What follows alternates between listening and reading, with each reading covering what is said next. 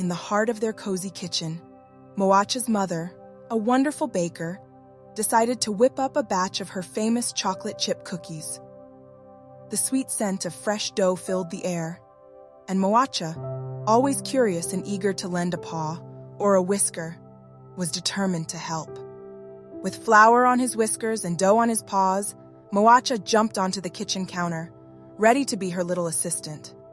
He watched his mother's skilled hands expertly mix the ingredients, but Moacha had his own ideas.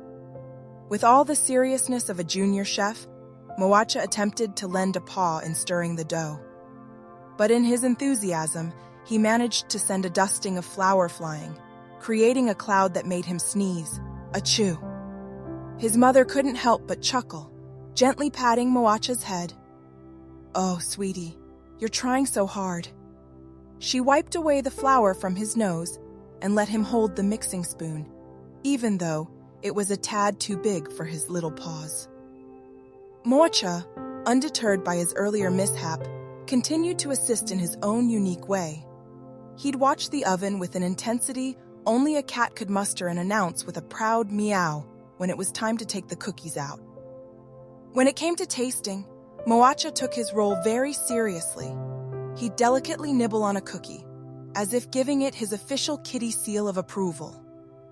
His mother, with a warm smile, embraced Moacha's simple yet endearing gestures of help. She knew that having her furry friend by her side made the baking process all the more special. Moacha's love and enthusiasm, even if a bit messy at times, added an extra sprinkle of sweetness to their time together. As they enjoyed their freshly baked cookies, Moacha curled up on the windowsill, the golden afternoon sun casting a warm glow around him. He may not have been the most conventional kitchen helper, but his love and eagerness to be part of the baking adventure made it all the more delightful. In their home, every cookie was a memory baked with love and shared with a mischievous, flour-covered, and utterly cherished little helper named Moacha.